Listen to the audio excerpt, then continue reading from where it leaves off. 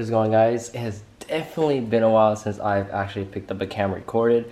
I've just been so busy with work and on my weekends. I think I stated this in like my past 2 videos or something, because there's not much left to do to this car.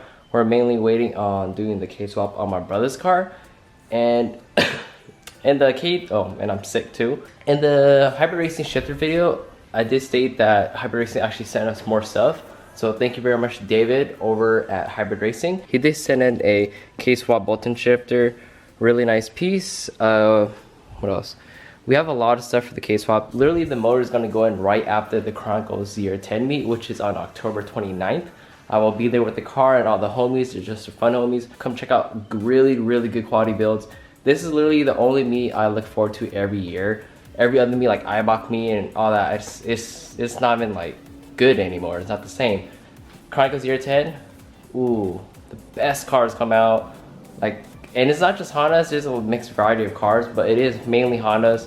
But come check out the meet. Really good quality cars if you guys want to get like inspiration or anything like that. And this car, of course, will be there too. Besides all that, this I have not opened it. It has been a while since I've actually been in the garage. I haven't been here for like 2 weeks or even driven the car for 2 weeks. I've just been sick. But I've also been working on the hatch, like change up the engine bay and a lot of things. I've been posting on my Instagram. If you guys aren't following my Instagram, check out my Instagram. My Instagram has a lot more updates. YouTube, it really depends now for me. But let's open this up real quick.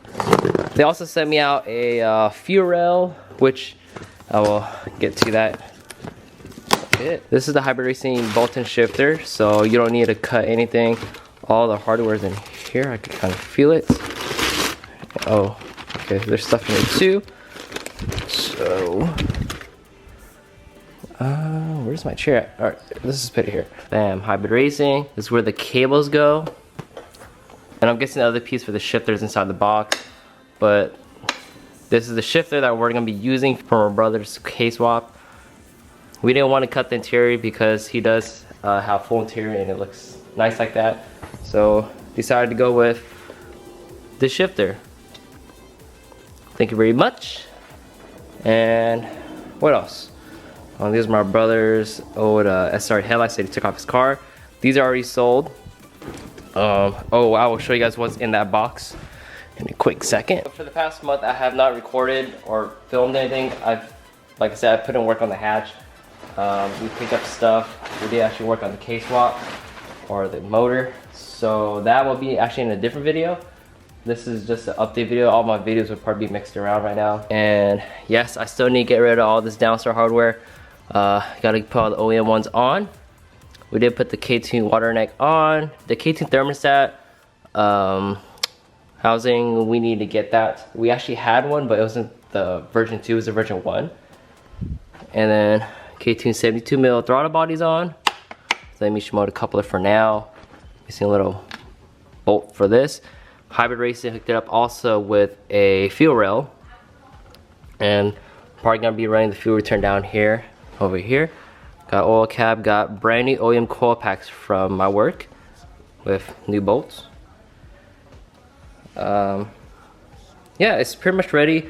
Missing the slave, but everything else is, I think, in this box. So in this box, we have all the other KSwap parts. Actually, there's another box. This is not it. But okay, let's see what do we have. Oh, this is our used throttle body box. This is the Hybrid Racing shifter cables that they sent us also.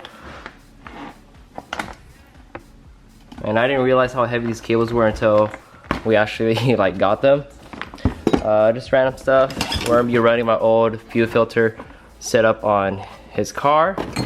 Just random stuff. Oh, and also they also sent us their KSwap fuel line kit.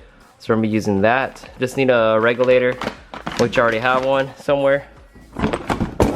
We've just been buying little pieces for the KSwap. One is the steering rack and the subframe because we're gonna be using an EG DC subframe. So I've been buying a lot more new like bolts and stuff from my work to get it all situated and ready to install. Yeah, that's the current state of this motor. Looking more like one piece. What else? Okay, we're gonna get a catch can. We're gonna be making a catch can setup and get ready to drop this thing in. Literally, the only thing we're missing is engine harness and ECU, and that's it. And also, Hasport sent us mounts, so thank you, Brian and Chris. If you guys don't follow Chris over at Hasport, there's two Chris's there, but there's also the other Chris with his own YouTube channel called Chris Sadowski. Check him out. And I think he packaged this up for me, most likely. So Hasport helped us out with some EKK2 mounts.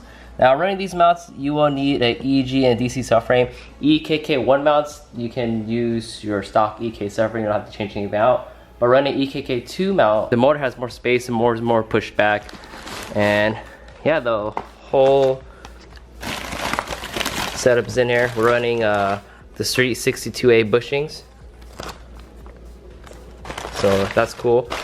We'll get more into this when we actually install it to the car. And this car still looks the same, nothing really changed. I did clean up the headlights. Also this side too. Came out a lot better than before.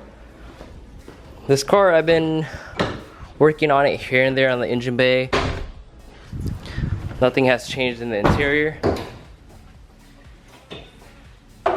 So I apologize for not really, filming me do all this, but I can explain what has been changed on this engine bay. Most likely, one thing you can see is the valve cover and catch can, and this is the header that I did polish up, and it did turn gold. Someone did, or a lot of people saying, what's the point of polishing it if it's gonna turn back gold?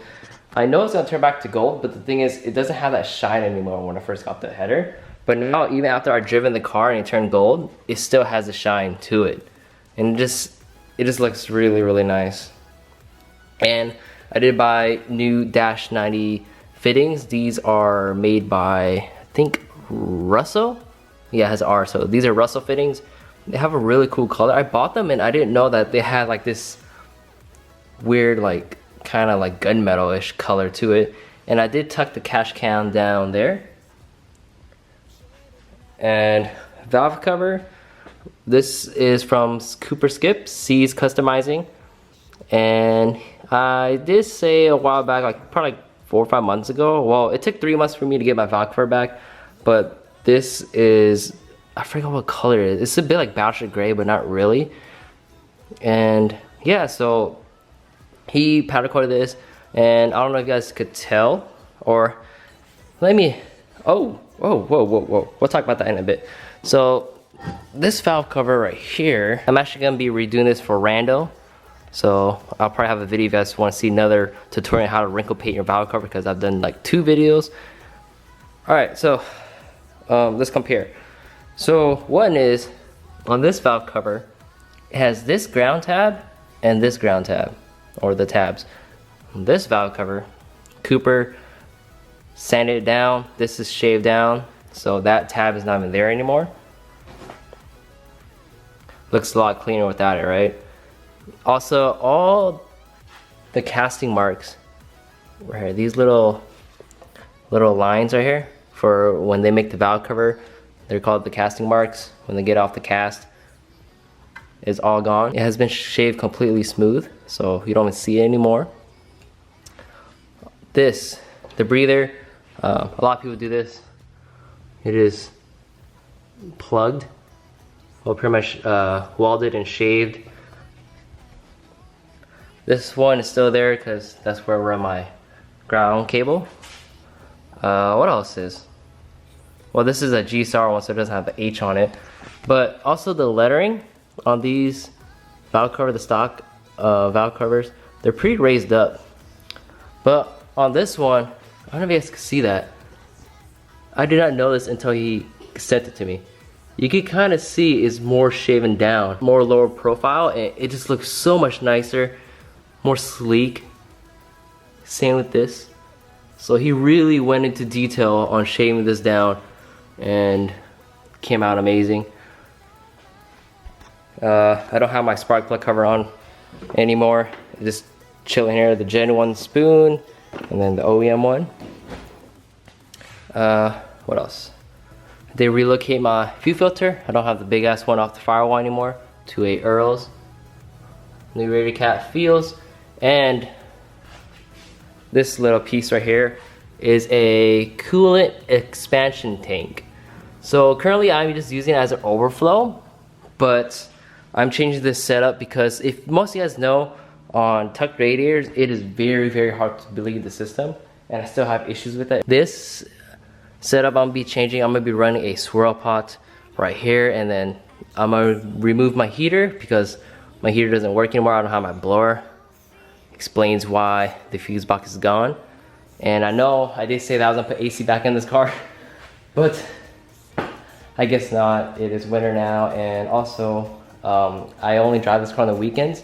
I don't even drive it like daily anymore because I just work so much and my work has shitty parking, so I take the daily. All these ports and everything, there's another dash 10 under here.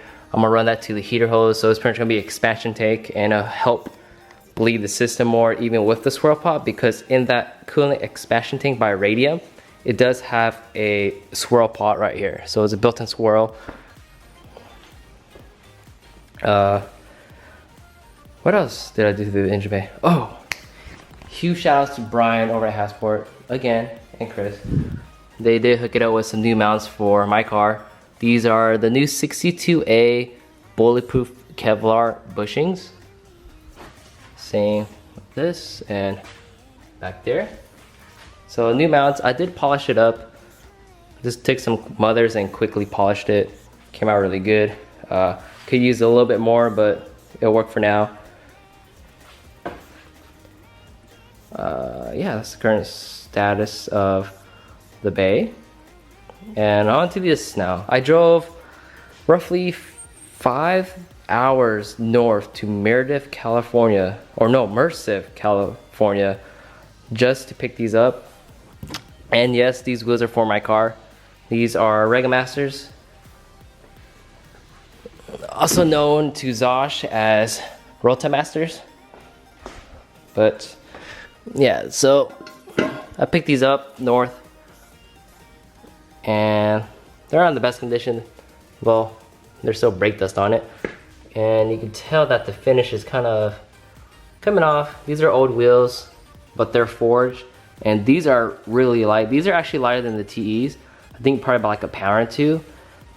And the cool thing, or the one reason why I actually bought these, is because I did test fit on my brother's spoons a while back, but I didn't like it because my car wasn't that low. It wasn't low enough. So now since my car is at this high on 16s, I could easily just put on some Regamasters, and I already test fit it. So here's a photo of me test fitting it, and I really like it. It needs a refinish. I'm gonna buy all new stickers from ICB. I need to get new valve stems because I think the seals on this, the rubber piece or the rubber grommet, is probably like old, and I don't want it to leak. And another cool thing is they all have the original stickers on them. Well, this one's faded, but these are actually, focus, 16x7 plus 35 offset. Most of you guys that know about Regamasters, especially 4x100, 16x7 plus 35 offset Regamasters are extremely rare. Most of the time, if you see them for sale, you only see the 45 offset, so it's a lot, it pretty much sinks in more. But since these are the 35 offsets, they clear my spoon calipers, so I don't need to run spacers at all. And the hub on them is so much deeper than the other 45 offset Regamasters. I originally wanted the 16x8s, but 16x8 plus 35 is what KJ has on his red DC. They only come in 4x14, and my car's a 4x100. So the best specs I can get on 16s are 16x7 plus 35, which are these right here. And I'm extremely happy about my purchase. Like I said though, they do need a refinish. They're, you know, just need some love. But oh yeah, you can kind of see it. They're 16x7 plus 35. I think these were made in, I don't know what year these were made in. But thank you very much, Daniel, if you're watching this video. Oh, here's a photo that he took of me holding the Regamasters next to his EM1. Very mint, 112k miles, I think. We're gonna be getting some tires, and I'm not gonna go with these tires. I already test fit these on the car. They're still a little bit more in, so I might go with the wider tire to make up for the fitment, because I want it to sit like this. But yeah, Regamasters going on there. Very, very excited. Sorry for lagging on the videos. I know I know a lot of you guys want to see all the videos and updates of the car. And of course my brother's KSwap, so stay tuned for that, guys. And I'll have a video of me mounting these up for sure. Regamasters. Peace out, guys. Don't let others, just keep building.